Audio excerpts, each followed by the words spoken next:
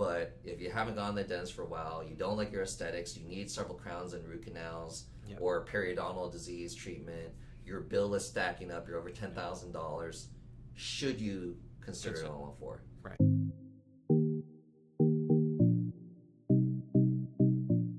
Hey everybody, it's Dr. Daniel Troy from North Texas Dental Surgery, Wisdom Teeth and Denture Implant Center. Yeah, and I'm Dr. Jed Woldridge. All right, so we wanted to answer a comment that we got on our YouTube channel the other day. Okay, so I think this is a very common one, right? It's a great comment. Very common. Yeah. Let's help this guy out here. Okay, so he says, I went to a dentist and I was quoted $10,000 for root canals, crowns, extractions, and said that was the cost of my work without the implant or implants I needed. So without insurance, it was $20,000, a freaking dang car. What I want to know is if I'm spending that kind of money, shouldn't I just get an all-on-4? I mean, how much do they cost? I don't want to spend that kind of money if I'm going to need them later in life anyways. Any help would be greatly appreciated, sir. Oh, and I asked how much cash price, and it was the same. All right. What are your thoughts on that? I would say that's a very common scenario. Right. A lot of patients come to us where they've been through several rounds of restorative treatment involving root canals, not just once, maybe twice. Oh. Posts in the root canals, treated teeth with crowns that are now failing, and they need to be redone. And you know what I hear when you're saying that? Yeah. I hear pain, like a lot of procedures. Who likes going to the dentist, right? Nobody. I've never met anybody that likes going to I don't even like sitting in the dental chair. Yeah. I don't even like to get a cleaning. All right, no, I'm just kidding. Right. I'm just kidding. But nobody likes sitting in that dental chair, That's right.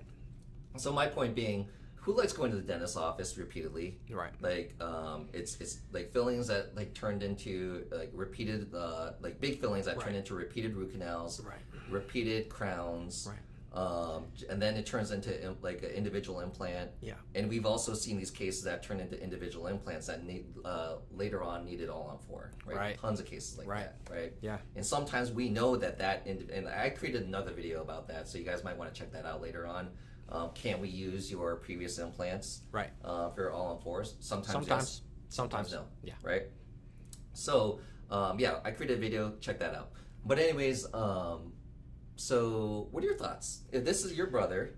I mean, this is actually one of the dilemmas that a lot of patients come to see us for. It's the gray zone, right? It's not clear. Yeah, exactly. Going in for repeated treatments that have already been done, that need to be done again, and the cost associated with that is very significant. And maybe it might be better to invest in a treatment that involves replacing the teeth with dental implants now, instead of having to go through many more rounds of this and eventually reach that place where you do the only treatment is implants. Right. So like you said, it can be the gray zone sometimes, but sometimes it can be the obvious zone where the teeth can't be treated again with root canals and crowns, and the only treatment is implants. But I think we've got you have a really good example of this where you have a young lady where she had several teeth root canal treated, several teeth with crowns on those root canals, a few missing teeth, and she was faced with that same dilemma. Do I go back in and try and do new root canals on these teeth and place new crowns on these teeth, or does it make more sense to strategically place implants in such a way that they can restore the entirety of my dentition? Can I say something real quick that I don't know what your thoughts are about this, okay? But I've been practicing, this is my 12th year practice. You're 12th year practice too, right? We're both specialists at what we do. My thing is, I started to realize, and this took me a few years, what we learn in dental school is like dogma. This is just the way it is. Can be, yeah. Right? A lot of things, yes. You got a cavity, you turn it into a filling. The filling's too big, then you might need a root canal, right? Right. Definitely probably need a crown if the filling's way too big, right? So the tooth doesn't fracture. Right. If you had a root canal failed, then you should probably retreat it again. Yeah. Right? And then if you have missing teeth, Then you have options of implants, partials. If you have periodontal disease, you can do gum surgery treatment, or like worst case scenario, then you end up in a denture, right? A lot of patients have gone through this whole approach. Right. They spend, by the time they're in their 50s or 60s or 70s, tens of thousands of dollars. Yeah. Right? So basically, all I'm saying is that one of the issues that's almost very frustrating for me when I'm thinking of it from the patient's perspective, because we see a lot of patients like this having these consultations. They're just obviously frustrated that they went down this whole path. And I'm not saying that basically everyone should turn it all for it. No, right. I'm not saying that at all. That's right. I am just saying that if you are at that point in your life where you're presenting, and I'll give you a good example of this, maybe it is a good option to do consider, right? Yeah, to consider and consider the benefits associated with that versus the alternative approach. And if it resonates more with you to be in a place where you're no longer going to have to do more root canals and more crowns and more fillings, etc., then yeah, it can be a perfect way to approach the circumstances that you're facing. Right. So whether it's a snap-on denture or an all-on-4, personally, right. Obviously we think all-on-4 is better from our experience and what yeah. patients say. But one reason I feel that patients get here is, I hate to say this about dentistry, I think that there's a tendency for us to become very tunnel visioned, that if you have another root canal that you need, then let's retreat it again. Yeah. And then we'll throw another crown on there again. Yeah. Or you got another missing tooth, let's place an implant. And then what's the consequences of the retreatment? Every time you do that, you make the tooth thinner, and when you don't have a lot of structural integrity to the tooth, now the tooth is more susceptible to fracture, so you weaken the tooth. So what's the lifespan of the tooth now that it's weaker? Who knows? And I feel one missing crucial aspect of this, and I feel this from a lot of patients, is if you got to spend that much money, just like we read in this comment below, right? Something that dentists won't ask patients is, do you care about aesthetics? Right. Because when it comes to aesthetics, this thing will blow every other option out of the water. Right. Because with that, you have full control. With that prosthesis, you have full control over the position of the teeth, over the color of the teeth. And with positioning shape of the teeth, the shape, the size, You know, I'm a periodontist. I'm a bone and gum specialist. If we're talking about, not to pat ourselves on the shoulder, but when it comes to dental implants for anterior aesthetics, periodontists have the most training. Right. 100%. Yeah, and you have the most training in tissue health, tissue placement, and which is something that a lot of people don't take into consideration when trying to figure out what's going to be the most cosmetically acceptable solution for someone. And prosthodontists are great at the aesthetics with the prosthesis, the crowns, like all that stuff. But here's the catch. What I'm trying to say is, we might not, like, even as much experience as we have had treating tens of thousands of patients, having been trained and being specialists at what we do, we can't guarantee, like, there's a really good chance we're not going to be able to get the aesthetics that something like this can deliver you on natural teeth. Exactly. When there's, right. when there's a lot of other underlying issues. Right. And the cost, right? So the cost, how does that come into the equation too? Right. And that's what this guy's talking about, right? He's like, does this make sense? Like, I mean, like, from a financial standpoint, and again, with what you and I say is like, and sometimes I have patients that come in and they're fully not expecting, I don't know about you, but actually for where you used to work, people were coming in expecting to get on for it, right? Because you worked at a... It's actually, it's a mixture of people, but a lot of people do come in for that, but there are also some folks that really are just there because they want to see what's possible and actually what's going on in their mouths from what they're experiencing. So let's be honest though, it's a little scary, right? Because if somebody comes in and they're like, hey, I was told that I need, like, or they just come in, like, off the street and, like, hey, I've got a few missing teeth and my gums or something's wrong with it, right? Yeah. It is a little bit of a shocking conversation when I say, listen, if you're getting 4 implants and you're getting osseous gum surgery throughout your whole mouth or a LANAP, at that price point, and then the status of your mouth, and then also in regards to aesthetics, I'm not going to be able to match the aesthetics going through this route versus all-on-4. Maybe we need to consider a snap-on denture all-on-4 option. Having that conversation with them is a little scary because now they didn't expect to have their teeth taken out. Right. Yeah. And I get it, right? So it is, if you're not mentally prepared for that, then it could be a little scary. Mm-hmm. But we've also seen patients where if they work up the courage to go through this treatment, it's life-changing. Life-changing. Yeah. Beautiful aesthetics. Function at that price point. Right. Provided it's done right, you shouldn't have any issues with your all-on-4. Right. Let's actually talk about a specific case here.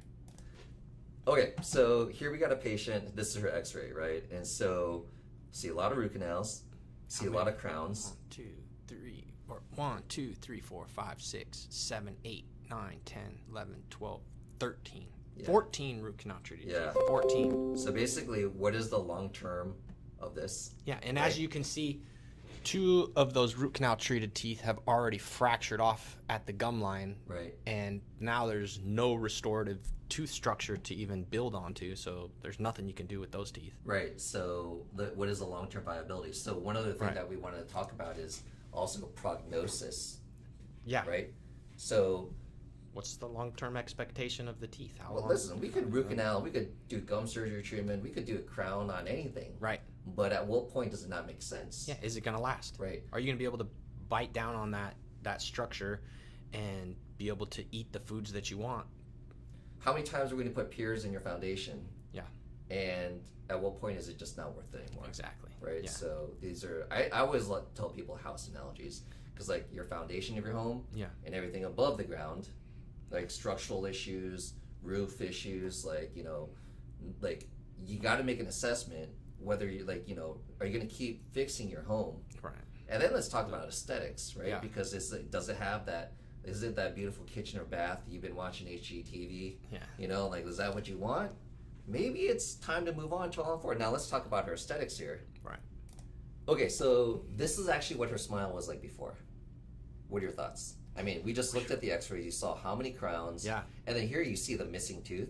Yeah. We actually, when you look at her x-rays again. Because one of them fractured off. Yeah, this was it. For the time, from the time of the consultation to the exam. Exactly. Right. So consultation, she had this tooth. Yep. And then so how many other root canal and crown teeth that we're going to snap off? There's another one right here. Right. Right? So many of them here. Yeah. Just 4 on the bottom alone. And so for her, it was just an incredibly frustrating process. So again, this is the photo, right? She's not happy about aesthetics. If, this crown is not matching, those are crowns down there. So which ones are natural dentition? Trying to get crowns to match up natural dentition. Right. So if a patient like this comes to our chair and then we're not even from an aesthetic standpoint, but predictability and how much money she's going to put in. This is exactly like that other patient we're talking about. The gentleman who asked the question. Yeah, on YouTube, okay, right? How much is it going to cost, and does it make any sense to go down this road if 5 years later, not even, because I've seen patients even 2 years later, they had spent 15 G's of work, and then 2 years later, a crown pops off, and they're like, oh my God, right? Yeah. And then let's see where she ends up. And this is where she ends up, right?